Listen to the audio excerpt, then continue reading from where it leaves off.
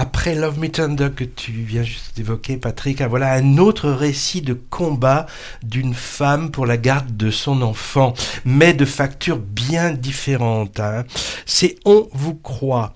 Alors sorti en catimini il y a quelques semaines dans une relative indifférence, voilà un objet belge qui ne paye pas de mine parmi les multiples sorties d'automne qui aguichent le spectateur et souvent portées par des campagnes de promotion intenses.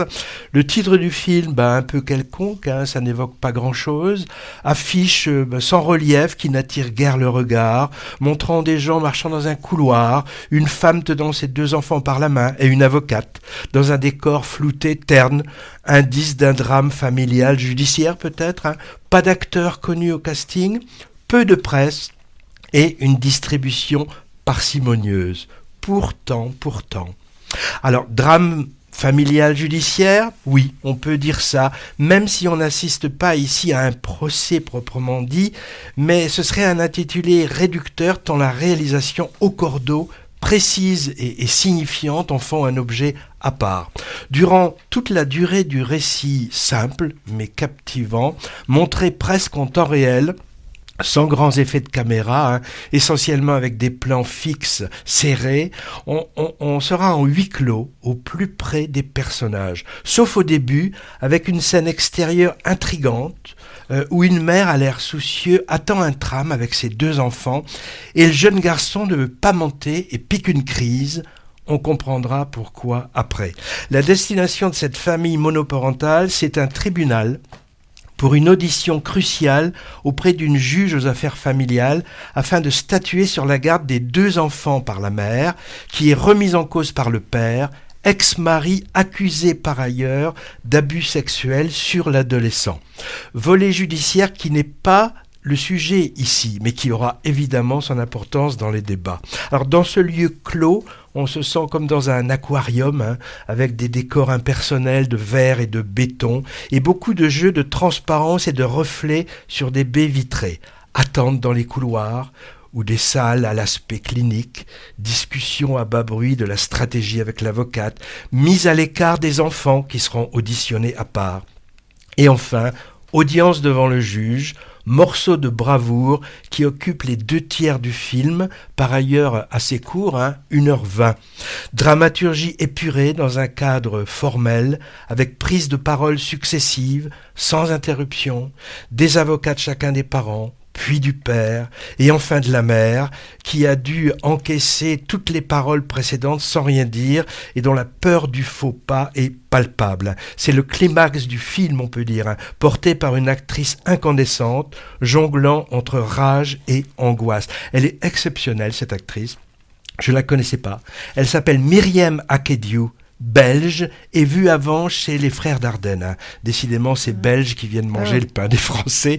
Elle a un petit minois volontaire, mélange de force et de fragilité qui m'a fait penser à celui de Anouk Gremberg. Alors, la sobriété ou radicalité formelle voulue par le duo à la réalisation, je cite leur nom, c'est Charlotte de Villers, elle était dans le social avant, donc elle connaît un peu le dossier, et Arnaud Dufayce, ce sont des débutants inconnus mais qui risquent de pas le rester longtemps. Donc cette sobriété, elle n'est pas un handicap, bien au contraire, elle donne force au moindre geste, au moindre regard, à la moindre parole de chacun des protagonistes auxquels le spectateur est rendu hyper attentif. Et les paroles prononcées ne sont pas anodines, elles secouent. J'ai trouvé ça vraiment très fort. La bande musicale est en plus faite de sons sourds qui frappent comme des coups. Bref, on en prend plein la tête. Mention aussi à l'acteur qui joue le rôle pas facile du père. Ils n'ont sans doute pas été beaucoup à se présenter au casting pour l'interpréter, parce que c'est une partition assez casse-gueule quand même. Laurent Capelluto. Si je vous montrais la photo, vous le reconnaîtriez tout de suite parce que il est belge aussi et on l'a vu pas mal de fois dans des seconds rôles. Il réussit quand même à préserver sa part d'humanité au personnage. J'ai enfin beaucoup apprécié 2 surprises finales que réserve le scénario. Je dévoilerai pas, mais j'en dirai simplement simplement que l'une est d'une violence inattendue et libératrice, et que l'autre, qui explicite le titre du film, est une sorte de pied de nez libérateur aussi, après toute l'attention accumulée. Les qualités de ce film, trop peu distribuées, je trouve, et qui risquent donc d'être trop peu vues, ont pourtant été reconnues dans de multiples festivals, à Berlin, Namur, Marseille, et de façon étonnante, celui du film policier de Reims, où il a récolté 2 prix, alors qu'on n'a pas affaire à un polar en fait, mais tension et suspense sont bien présents. Je signale que On vous croit sera bientôt à l'affiche au Jean Eustache de Pessac, cinéma dont on est un des partenaires médias, donc c'est de bonne guerre de lui faire un petit peu de la réclame.